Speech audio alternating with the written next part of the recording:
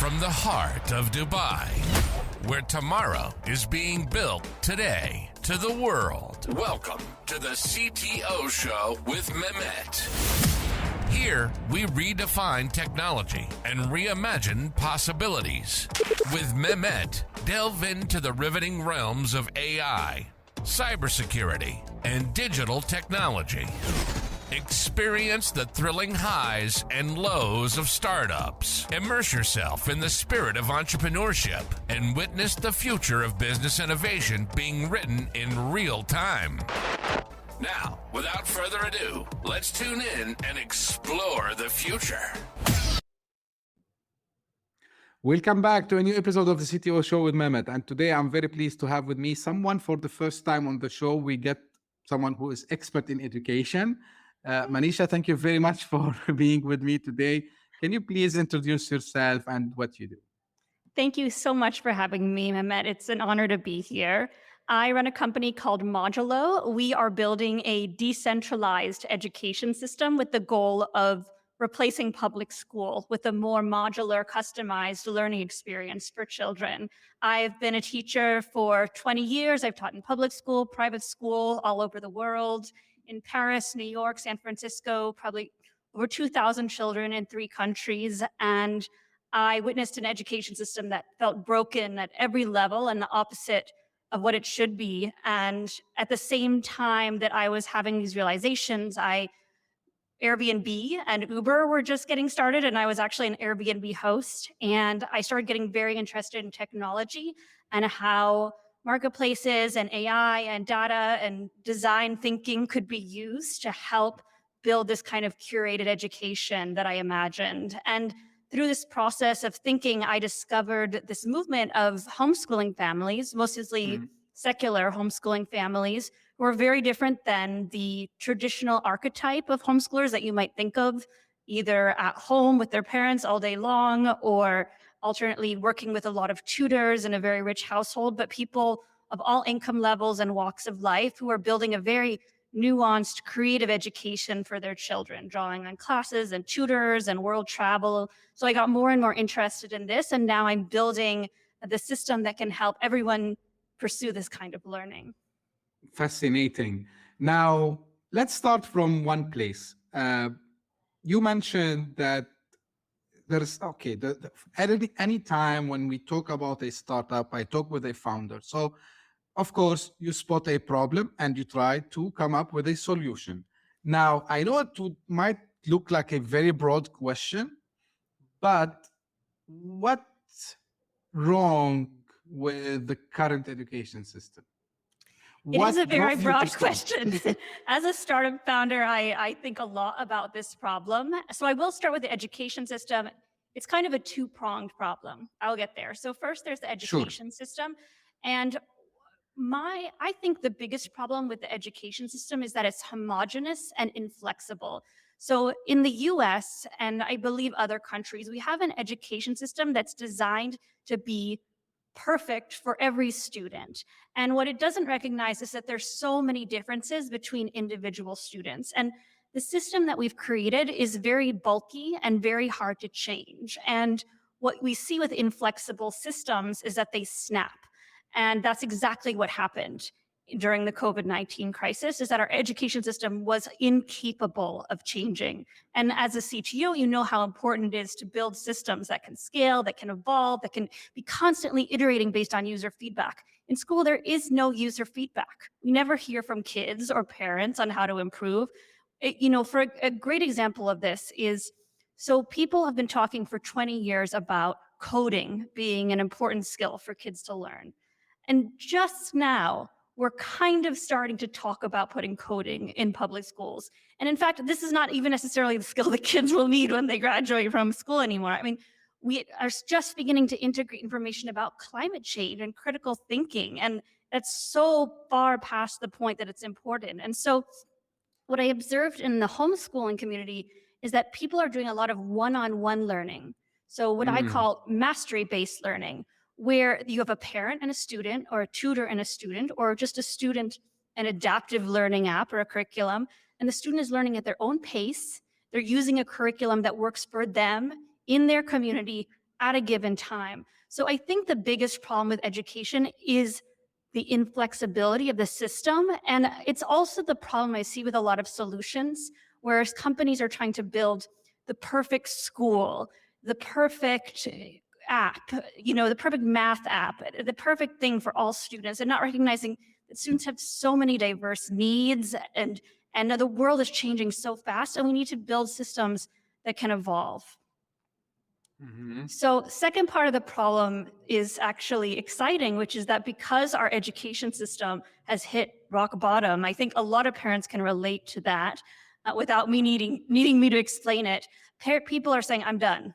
I'm going to homeschool my kids. So the homeschooling population is surging. It's grown 3 times since what it was before the pandemic. And we see niche groups like Black homeschoolers, and that's grown 5 times since the pandemic. So I believe that there is a huge latent market of these secular homeschooling families or modular learners who, even more than who are homeschooling now, who would be homeschooling if there were tools and resources available. And we're just starting to build tools to support them, but there's really not a lot out there. So those are the 2 problems that I'm focused on in my company. That's amazing. And so you mentioned something that, the other day I had my guest, Girish, who, we discussed also about, like how they trained us, in school, in universities, about this system that, you need to memorize, and then it's like very rigid, right? So, and you touch base on something really, I like it. You mentioned about the coding, and now we have ChatGPT who can actually do coding for us. Mm-hmm. So now let's focus on technology first, and then I will maybe delve more in some other Yes. things. And I think So- what you're hinting at is that school is very focused on memorizing procedures rather than conceptual understanding, which is Right. kind of more of a skill that we need in this day and age. Like when you mentioned like we need to make it more flexible, right? So, but who gonna deliver that, Manisha? Like, because we have the relationship between teachers and students. Now, the biggest challenge for me is it's not the teacher as a person, but it's the material they provided for him. So maybe he's teaching a programming language that it gonna probably not be in use when these students will graduate. And I'm talking whether it's like as you call it in the US, K-12, or whether it's like college, which is schools and universities. So in all cases, this kid, he passed by this, and then when he graduated, he went out to work, or maybe he wanted to start his own or her own company, and they figured out, hey, guess what? What I learned, it went to trash. Exactly. So how you tackle this? Well, I think that there's way too much focus on memorizing information, and there needs to be much more focus on knowing how to learn. Because the one thing that we know for sure is that we may change careers many times in our lifetime, that the world will look very different in 10 years, and 5 years, and 2 years than it does today. And we need adaptive, flexible thinkers. And so I've been inspired by this organic grassroots model of learning that's evolved from the homeschooling community, from people. And what they do is, first thing they do is choose curriculum for their children. And there's so many options available and so many new options emerging. They might choose a nature-based curriculum. They might choose an adaptive learning app. They might choose a workbook. And we see that different students resonate with different types of materials. And in general, what they'll do is they'll focus on an hour of language arts and an hour of math. These are kind of core foundational subjects that you need in order to be able to explore other resources. And a lot of time, even in math, homeschoolers won't pick just the kind of math that helps you do well on a test, which is what you're learning for standardized tests, and whether it's the SAT or the baccalaureate or whatever test you're taking. And so if we have a system where parents are saying, what is the best curriculum for my child? Get the math, get the language arts, and then let them explore, let them do a lot of self-directed learning with books and other resources. I mean, children, their minds need that time to explore. I mean, cognitively, we know, that the young mind is developing so quickly. And it's those periods of following their curiosity, making mistakes, discovering what they're interested in is how they learn critical thinking. Play is how we learn critical thinking. So there's lots of time for that kind of thing in homeschooling. And I believe that we don't need to have a teacher and 30 students and teach them these very narrow set of skills to do well on standardized tests. We can customize learning for each child, and parents can take the lead in that. How can we leverage technology to do this? Well, I mean, I think it's already happening. It used to be that there was no Khan Academy where you could sign on and learn any subject you wanted to. There was no YouTube. There were not a million adaptive learning apps. And so, see, a lot of parents, when they think about homeschooling, they think, well, I'm not qualified to teach. But in fact, now every parent is qualified to teach because all they have to do is guide their child's learning through all these incredible resources that exist. So it really levels the playing field and makes this kind of curated education available to all students. And I will just say that it used to be that teachers really did have to memorize a lot of information before the internet came about. They would have to just know all this stuff in books, and they were the people who passed on the information to future generations. But now you just go on Google, you go on ChatGPT. Finding information is not hard, but processing that information and finding the insight is what's exciting about learning. And so what technology has done is it's opened the pathway for so many more people to do this kind of curated learning. Now, I agree with you here 100%, but someone might come and tell us now, I'm playing the devil advocate, let's say. Please go ahead, bring it on. It's not me, but he might tell, you guys, like you're saying this like it's something easy. Yeah, of course, information is everywhere, but at the end of the day, when my child will, have to, reach an age where he or she, they have to find jobs. And guess what? Companies are asking them, show me your SAT score. Show me your, what's the other one? I forget it, the GMAT score. Show me your, what was the one for the MBA? I forget it now. Yes, yes, I see what you're driving at. And there's no reason that accountability can't be built within homeschooling. First of all, a lot of kids in school are doing very poorly on these tests. But another thing that homeschooling or technology rather, has opened up the possibility for is micro-credentialing. And there are more and more companies who are coming into this space where rather than just getting, 98th percentile in math, you're getting, you are certified as a Python engineer from Google. You can skip college altogether because Google knows that you have that Python certification that they've offered. And so, and then I'll also say that being at school standards is kind of the bare minimum. What we've seen is that even homeschoolers have the tiniest bit of structure in their curriculum. Maybe they're studying math for an hour every day. They're going to be 2 or 3 grade levels above their peers, no problem. And a lot of these adaptive learning apps also have tools built in so they can see at what rate children are progressing and what skills they need to develop. So the parent does not need to be keeping track of that. The app or the curriculum is actually helping make sure that they're moving forward at the pace they need to achieve whatever they want in their life, career-wise or college-wise. So what I understood from you, Manisha, like the technology, whether it's an app or maybe a website, it would take the role also of doing the assessment. And when I say assessment, it's not like in the traditional way of just, giving a quiz, but rather than maybe testing the knowledge that they have reached and, like, okay, you're now ready to go for level 2. For example, you started learning Python level 1, which is just the if and where and, the basic stuff. And then now you are ready to go to the next level where you start to deal maybe with data structure and this kind of thing.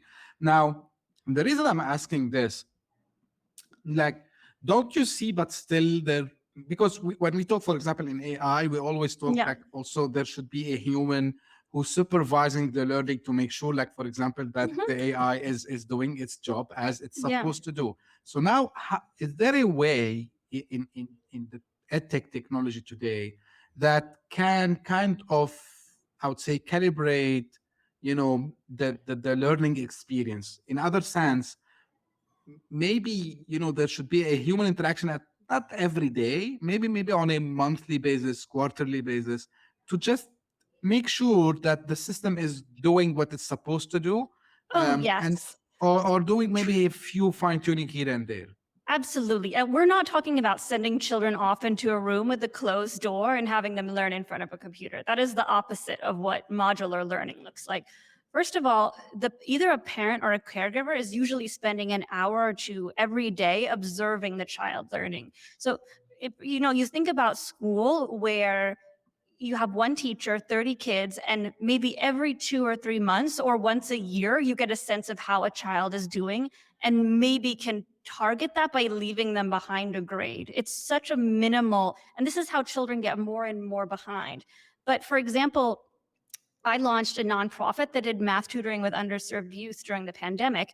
And all we did is we had a tutor, and the student would sign onto Zoom and play an adaptive learning app with the tutor. The tutor would watch them play, and if they had a question or got stuck, they would help coach them and guide them. So when you have a parent who's observing their child and watching them learn at their own pace, it's just a very different situation getting tested once a year. And I will say, of course, parents are concerned. Maybe they're not education experts. Maybe they're worried their children are on track. First of all, I'll say a lot of parents at school are not sure if their children are on track, if they're learning the skills they need for the future world, not at all. But if we just talk in a homeschooling environment, there are so many tools that you can draw upon to see if your child is at the right track and how they're developing. And some of that is built into the curriculums, like you can't move on to the next level until you've mastered the skill before it. Some of it is assessment. And one of the things that we want to do at Modulo is actually build a really comprehensive system that is measuring how a child is doing academically, but also holistically, and being able to change those goals as we learn new things in the world. I mean, let's say somebody starts saying, okay, wow, in 10 years, we're going to need a lot of people working in machine learning. Maybe immediately you can start tracking how your child is doing on machine learning, and if that's a skill that is helpful for them, rather than just kind of being in a void and not knowing what's important. I mean, maybe if your child is feeling sad or their work is slowing down, you can get pointers on how to help them develop a growth mindset and grit and lift their mood. There's so many more intricate ways that we could be getting feedback about how our children are doing and taking actionable results. And I think, if we look at a tech startup, that's what we're doing all the time. We're seeing how quickly can we get user feedback and adjust what we're doing. And so the modular approach is very similar in that regard. Right. Now, again, taking not the devil advocate this time, but someone might think, and this is why, maybe it will be a competition for you in a sense, but someone might say still, but my kids need to go to school just for the sake of, socializing, right? So do you think that, schools should reinvent themselves to not be, I would say, education-centric rather than maybe, and maybe leveraging a technology as well to make the kids like more social, and they can involve them in activities that are not really related to math and English and chemistry, biology? What is your and maybe what are you expecting to happen to schools in the future? So there are a lot of different questions there. So maybe we'll start with socialization. First of all, the idea that homeschooling is not social is one of the biggest myths about homeschooling. It's just not true. And if you actually go into a homeschooling community, you'll see that there are many meetups happening of diverse ages. Most homeschooling parents tell me that their children are overscheduled. The groups are very diverse, they're inclusive, people are swapping childcare, there's Skillshare swapping, a CTO might be teaching kids coding. It's a very social environment. Like any community, there might be people who are more lonely or more have trouble making friends than others, but certainly not more so than school. These communities are incredibly vibrant socially, and as the homeschooling population continues to grow, more and more people join the movement and the communities grow. Take a look at socialization at school and think about how vital play is to a child's development. You can go on Harvard and see studies from Project Zero. Children absolutely need to play in order to develop cognitively critical thinking, etc. It's if you want to be an amazing math genius, you need to play. It's so important. And at school, kids are sitting in desks with children the same age, and they get maybe 30 minutes of recess where they're running around like insane people, no one there to guide their socialization, to set a role model. These homeschoolers are learning from older children, they're learning from parents. Sometimes someone can step in and help resolve a conflict. I think it's a much better social environment. It's Now, like real life. It is like real life, and you could choose your friends, which is cool. If you don't like someone, you don't have to hang out with them. Right. I think that's okay. And if a child is very advanced, for example, in math, maybe they can connect with other children who are at that same level and who they can relate to.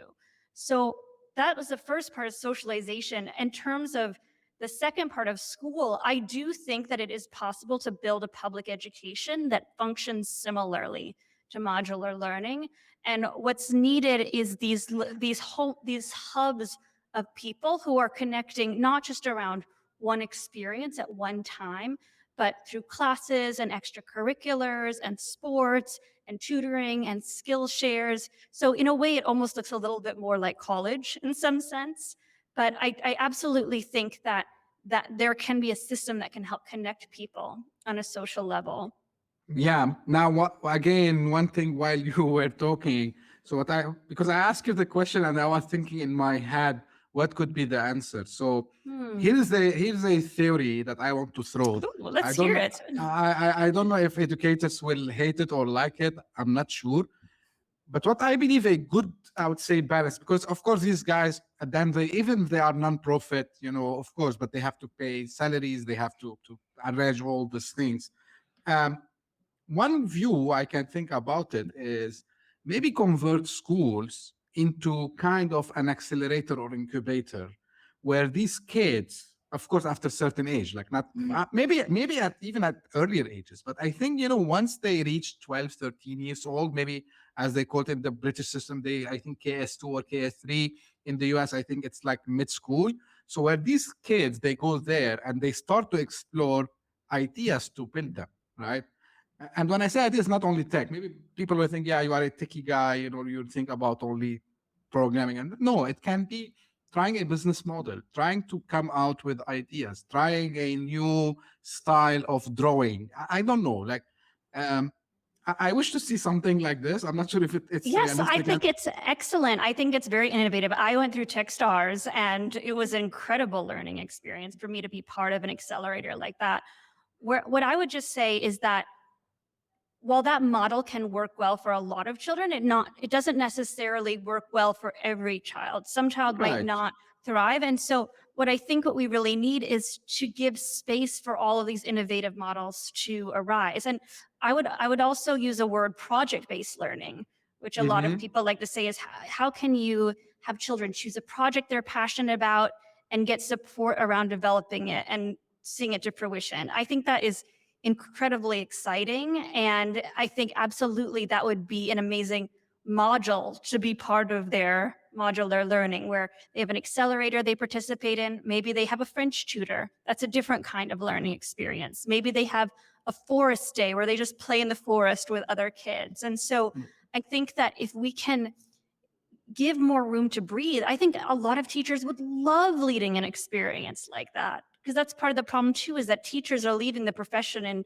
droves. They're not inspired. They're not excited. So maybe a teacher or someone like you could say, hey, maybe we should start an accelerator for kids. And then children in that community can join and get a ton of learning out of that experience. Right. Or maybe kind of cohort style as well.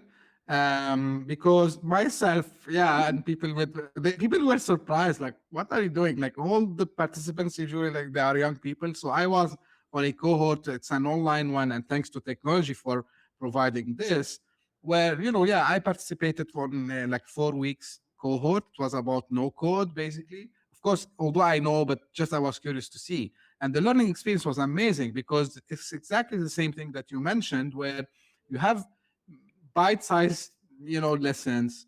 It's not like something super duper hard. It's like, even the assignments are like fun things that you enjoy, kind of a mini capstone projects, I would say. And then you have like kind of a graduation project, like of course, between brackets. When I say graduation, you need to build something before you leave the cohort. So, and then they will give you the certificate. So, really technology advanced and allows us to do such things. And I'm pleased you mentioned, Khan Academy, and you mentioned a lot. And that, guys, there are plenty of similar. Some of them, they are free, some of them. And YouTube is the biggest, I would say, is the biggest library out there. Absolutely. I think it's one of the most important innovations in education in the last 20 years, for sure. Now, I will ask you a question. People might be surprised why you are asking this on a CTO show again, but again, I love startups. I love entrepreneurship.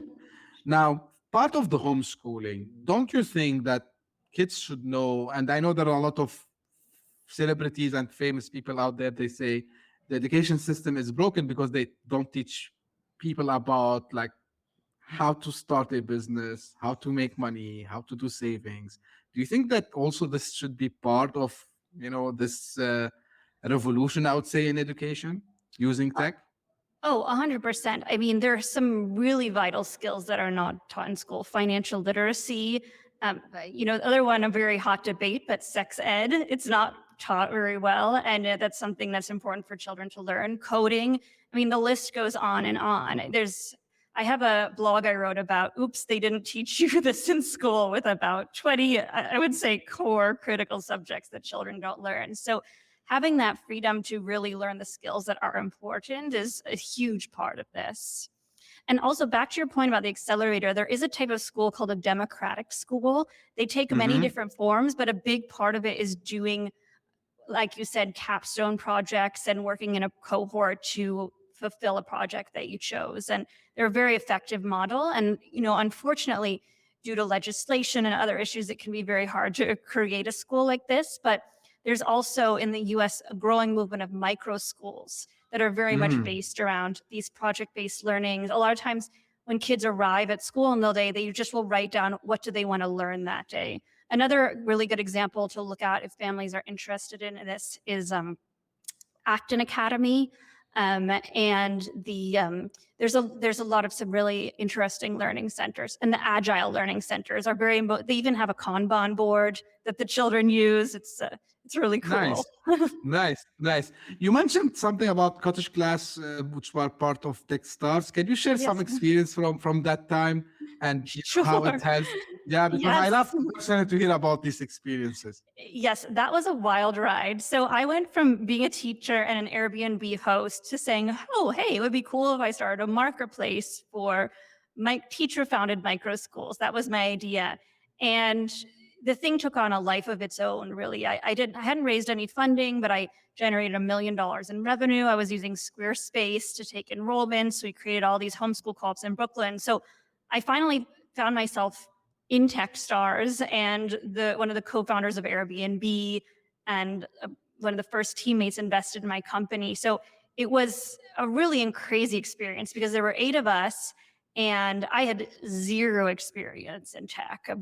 And everyone else had either come from a tech company, was a really talented engineer building a new coding language. And I think what they liked about me is that I had deep industry expertise and a lot of revenue, traction and expertise otherwise. And it was an incredible crash course. I mean, first of all, it was so great to be around these other really high performing creative thinkers who are passionate about what they were doing. I learned so much from the other founders, and we grew so close together, and having these weekly meetings where we could share ideas and get feedback, I think was amazing. For me, I felt in some ways like a fish out of water, because in some ways I feel like I was expected to know things about tech that I did not know at all. So I really had to teach myself things. And I would come and say, well, I don't understand how you manage customer service. And I'll just read a book, or, I'll like, how do you build a financial model? And I really just didn't have any idea. And that was very frustrating, because I would have liked someone to sit down with me and explain these things. And I feel like it's a big mistake in a lot of accelerators where they get very excited about these industry experts, but they don't realize what a huge cultural shift it is from being like a teacher in New York City to suddenly being among all these people who are leading executives of tech companies, and that there really is a steep learning curve. So now I actually have a mentor who is very helpful and sensitive to that and is able to kind of play to my strengths and fill in my weaknesses. But I mean, Techstars was such an incredible learning experience for me. I got so much support, and ultimately college class did fail, but we created a lot of new homeschool environments for children, and hundreds of children who were really suffering in public school got an education. And I learned a ton about myself as a founder, and that I think has really helped to build my new company. So if you've never done an accelerator like Techstars or Y Combinator, I just recommend it so highly as an opportunity to get a crash course in what you need to learn and also have a lot of fun being around cool people. Yeah, that's great. And actually, I'm new to this, by the way. Like, I just started, I'm calling it a boutique startup studio. And people ask me, like, you look like very, knowledgeable about that. I'm saying, guys, it's a learning curve for me as well. I work for startups, but I never had my own startup, but I have the passion for this. And now, I'm learning tons and, a lot of things.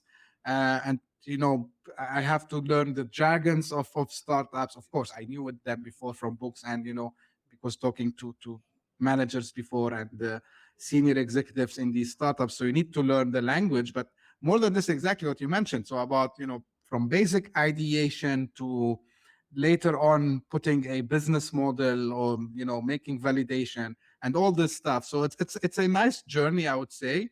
And this is why part of the mission of the podcast is I bring people like yourself, Manisha, who can share their experiences and, people they can benefit. Hopefully someone will listen to this or watch this and they said, okay, I didn't validate my problem properly, for example, or I didn't think to go to an accelerator. Now, what I want to ask you, like maybe we touched base, but because now you are inside the industry, like other than the homeschooling, and I will ask you later about your venture, but I mean, where are you seeing education tech in general heading? What are the major trends you're seeing?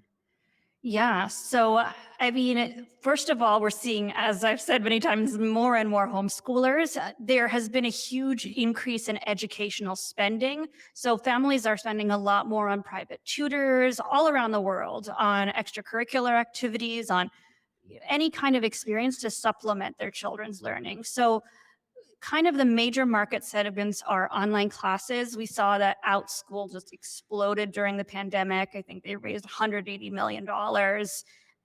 Then we're seeing a lot of online learning, a lot of one-on-one tutoring, and that, I mean, is just so effective. And now with online learning, there's so many different ways to connect with incredible tutors around the world. There's free tutoring platforms.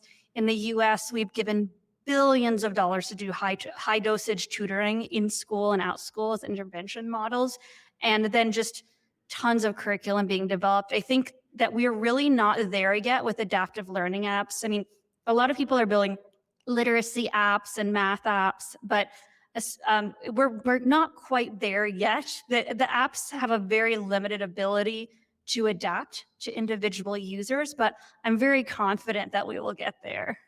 Yeah, I'm happy. I'm speaking to a couple of founders, mainly in Europe and here in Dubai, which they are thinking to start, to take the education tech outside just from the marketplace kind, like similar to Udemy or these things, and putting into more like maybe niche approach, for example, music or exactly. or art. Or I'm happy to hear like founders, and actually just yesterday, I mean at the time of the recording it will be like 1 week or maybe 10 days before, but I've shared like from all my discussions I had recently, these are I'm talking about at least the area I like to talk about, which is Middle East, Turkey and Africa. Education tech is one of the spots, guys. Like if you have the passion for helping people to learn in a better way, I think there's a huge potential. Huge potential. And what is this idea that only a teacher can teach a kid or only a parent can be with kids? What if everybody in the world did some teaching? Like, isn't our responsibility to raise the next generation? Why do we biologically have to have a child or adopt or be trained as a teacher to be involved in the life of children in our community? 100%. And also there is a new trend I'm starting to see also, which is not education for kids, like, but again, it fits under maybe education tech, which is more about like, mentorship slash consultancy kind of, or mainly mentorship, I would say, or coaching. I'm seeing this area also hot, at least here in Dubai. Yeah, I interviewed someone in the same space a couple of days back as well. And yeah, it seems that it's booming. Yeah, you want to say something, Michelle? Yes, I mean, and also I didn't even say artificial intelligence, which is a huge part of all of this. I mean, ChatGPT, kids were so excited to start using it and playing with it and for their writing. And I think that a lot of companies, I mean, like Khan Academy just launched a ChatGPT tutor. We've seen Chegg, which is one of the biggest US companies, has had a lot of trouble because the ChatGPT has cut down a lot on how people use their tutors. So they're trying to use ChatGPT.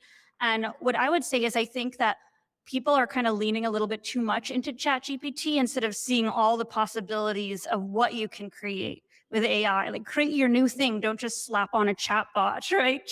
So I think that, and I would also say, you made me think of something else to change topics, is that if you're an investor or if you're a startup founder and you're trying to think about how do I impact K through 12th grade education, think about the way you enjoy learning. Like, if you want to learn a new skill, what do you do? What kind of resources appeal to you? Because you'll see, and what kind of resources do your friends use? And they might be different than yours. Like, for example, I would never go to a language class if I wanted to learn a foreign language. If I wanted to learn foreign language, I mean, I just go to that country, period, and I immerse myself in the language. Or I would hire a private tutor because I just don't learn well in a classroom environment. Or maybe you would go online and take a course. And so we have this expectation that children learn very well lecture style, but that's not how the way we learn. So if you want to see how children are going to be learning in the future, take a look at how you yourself are enjoying learning and the skills that you feel like you need to acquire as an adult. 100%. And, you reminded me also as well, like I used to hate, because, at some stage I needed to go have some, how you call them, trainings, right, for specific products or technologies. Yeah, and I remember like usually they were 5 days, 4 days and a half long, and by Friday I forget everything I learned. Of course.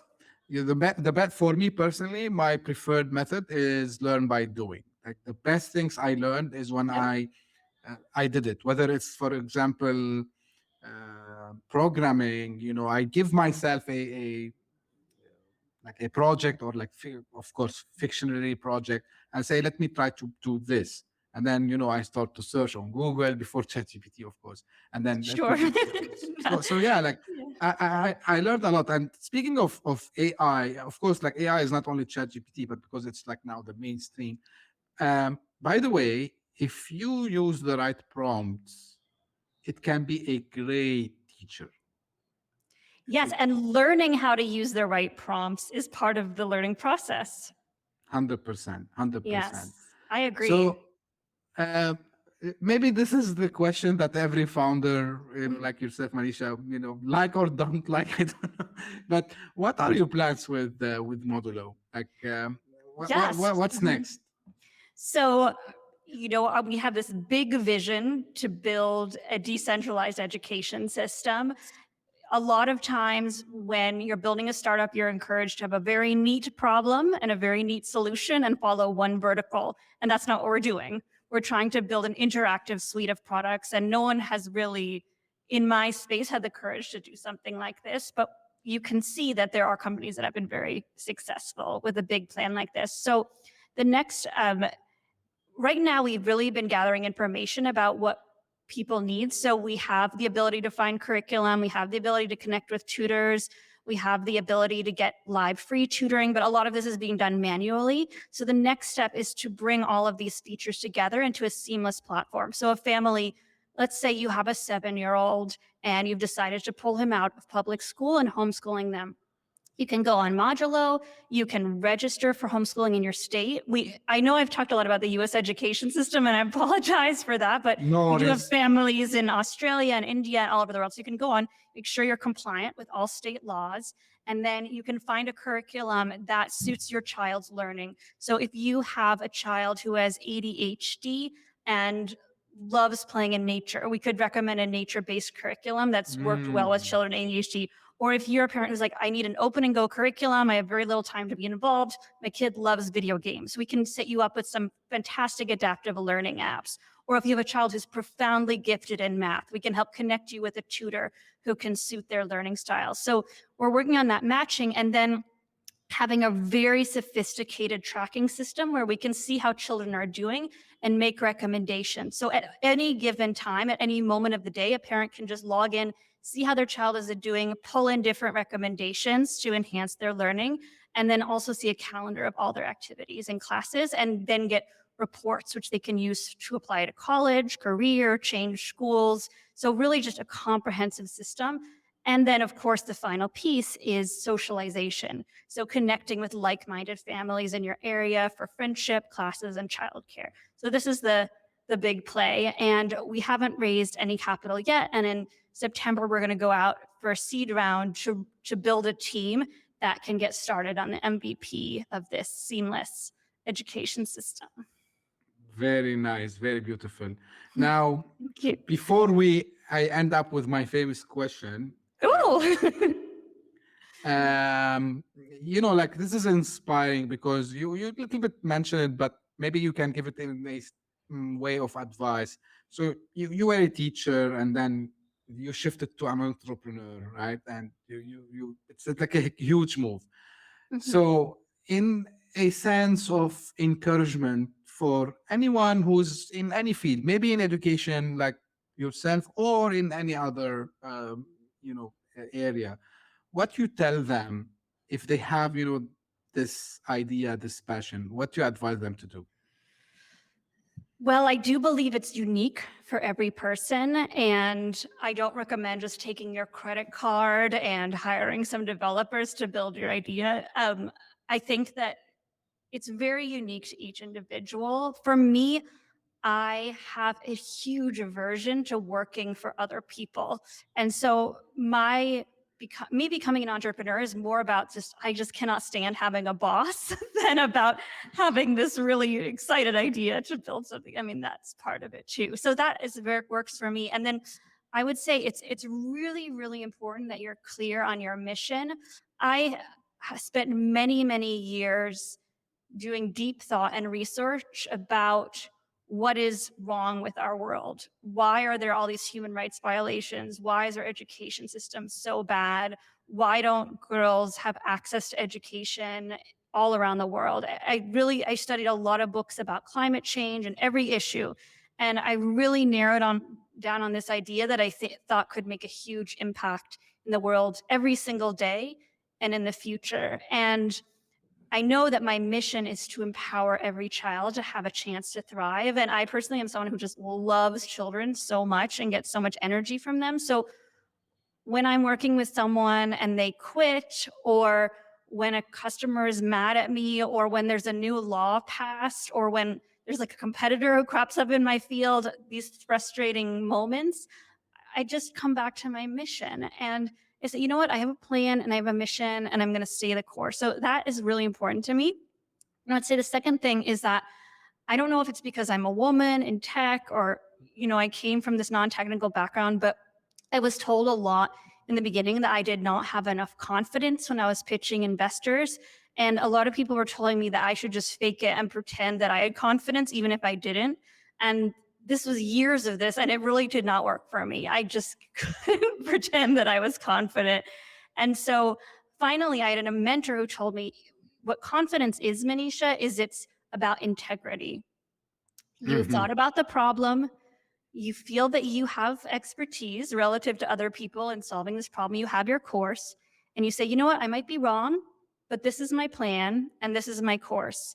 And you can take it or leave it. And if someone says, I don't like it, you're doing this wrong, you could say, I respect your opinion, and this is the path that I've chosen. It doesn't mean you don't take feedback, but you're kind of aligned with yourself in the direction that you're going to take. And that has helped me enormously through, if as a founder, you're going to have so many questions where people just don't like your personality, they don't understand your idea, and other conversations where someone instantly loves you and wants to work with you. You're going to have other conversations where you just talk too much and you just botch the whole thing. And that just is part of the process. But if you can have a plan and stay the course, then it really will help move you forward and have that confidence, I believe.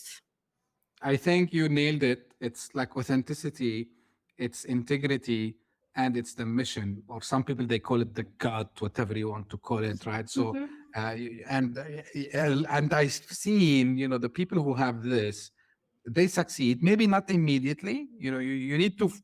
I don't like the word fail. I prefer if they remove it from the right.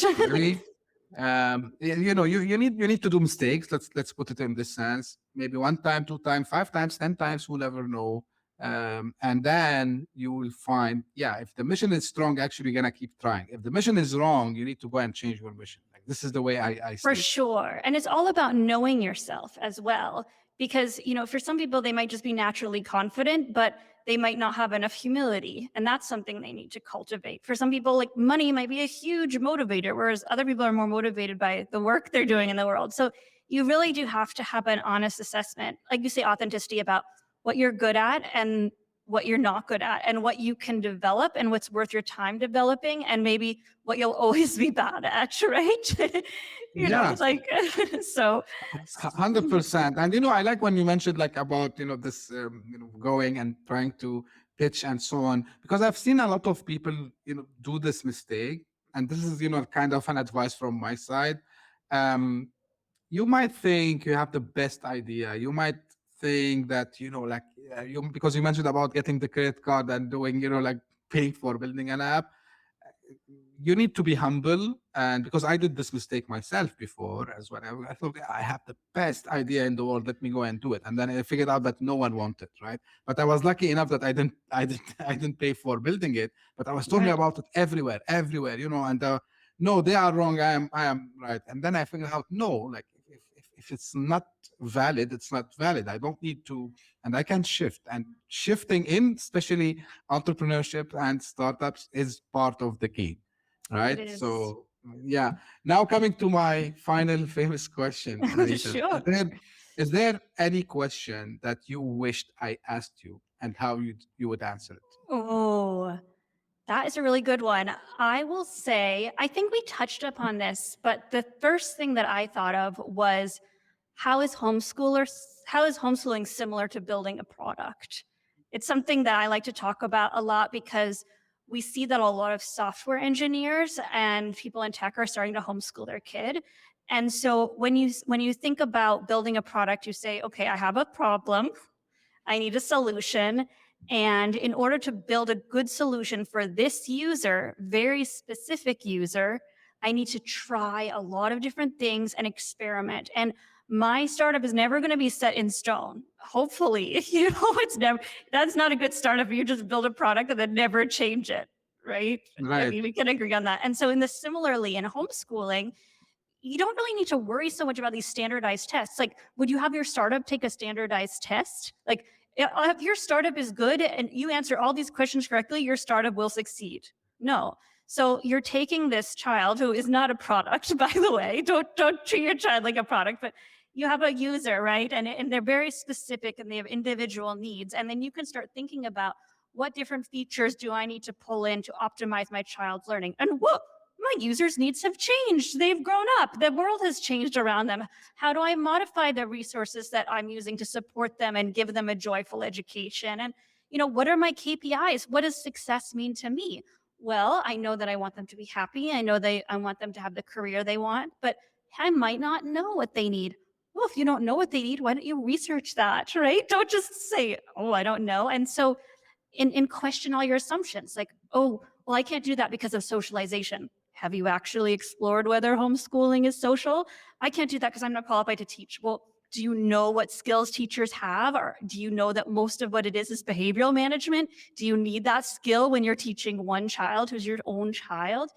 So we don't ask a lot of the same questions that we would when we were building a company. So that is something that I do want to leave you with, because I'm sure that a lot of parents on this show work in tech and can understand that analogy. And then I do want to also throw in there that this space is very new and very confusing. And if anyone in your community needs help or resources or support, they can absolutely email me. And I'm really happy to advise anyone on their child's education anytime. That's great. Like, actually, very good point. We need, as humans in general, I would say, and then societies and all that, to get rid of, the habit of refusing new ideas just for the sake of refusing. Because the neighbor told me it's not good, because I don't know, my cousin told me it's not good. Like, go read about it. I'm very big fan of exploring things, right? Mm. Of course, like if there's 1,000 people saying no, don't do it, like don't jump from the hill, right? Of course, I'll not go and jump from the hill. Because, like, it's common sense. But when it comes to education, and I think, I believe that, because, by the way, the place where I got my education, my higher education, I mean the school education, at that time the system was, because of the test, some children used to repeat the same grade. And I'm thinking about it now. My God, you wasted someone's 1 year life because of a rigid, something coming from the 19th century at that time, maybe, education system, because he doesn't like this, because you are teaching him something he doesn't find, or she doesn't find herself in. And, coming to your point about homeschooling, I think there's no harsh in going and trying it, because at the end of the day, like, they are still kids, right? So they can catch up quickly later on, if you do want to change your mind, or you feel your child didn't like it, but which I I doubt that they will not like it. 100%. And you can also just try it for the summer when they're not in school, see what happens, right? 100%. And for me now, like, because before, and this is a kind of a growth mindset, I would say, because, for me also, like, and this is, like, again, back to our point that we discussed before about, how we have this conception about things. Because for me, this is the way I grew up. I have to go to school, and then I have to go to university, and then I have to go to get the job. And then I figure out that, oh my God, I wasted like this amount of time on things that I'm not using it anymore. Now I'm fighting with schools sometimes here, although, like, they are better than many other places in the world, because they still, for example, they say, hey, calculators are not allowed in the class. Give me a break. Why it's not allowed? Like, and we're not talking about, like, small kids. We're talking about, like, almost high school. It's a tool. That's a tool that's available to everybody. Why prevent somebody from using it? Oh, okay. So, one time, it's funny, and I will end. One time, one guy was, like, kind of arguing with me, and he said, yeah, calculators should be banned in classrooms. I said, you know what? I think then even pen should be banned in the classroom. And said, why? I said, yeah, they should do everything in their mind, right? So because this is kind of a tool. It's the same as the calculator, right? They should do only mental calculation. Tools threaten people, right? The pen is mightier than the sword. Right. Giving children power to direct their own learning and create is threatening. So 100%. So, Manisha, where can the audience find more about you and about your company? Wonderful. So there's a couple places that you can visit. There's obviously our website, www.modulo.app. That's MODULO, like a module or modular. And I will put it in the description. Don't worry. Yes, I'm on Twitter at Manisha Roses, and also on LinkedIn at Manisha Snoyer. And please, as I said, email me if you have questions. It's Manisha, MANISHA, at modulo.app. But really, the best place to start is our website. All of the social media links, our Substack is there. And just thank you so much for taking the time to listen and to talk to me. It's really been such a pleasure. I've loved hearing all your questions. It was my pleasure. Thank you very much, Manisha. I will make sure that all the links and handles that you mentioned, they will be in the episode description. So if you are listening to this on your favorite podcasting platform, you find them in the episode summary or description part. And if you are watching this, you will find them in the description also as well.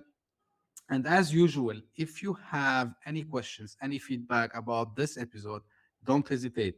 Tell me what you like. Tell me, what you wished I asked Manisha something else also as well. I would love to hear your feedback about that. Shoot. And of course, and if you are interested in becoming a guest on the show, same as Manisha was today, don't be shy. Reach out to me. I'm very active on LinkedIn. Actually, you can find my email on the podcast website. You can reach out to me directly. LinkedIn, I'm more active there if you want to drop me a message and we can discuss. Don't think about time zones. Like my guests are in the US, in some of them are in New Zealand, so I cover all the 24 hours time zones.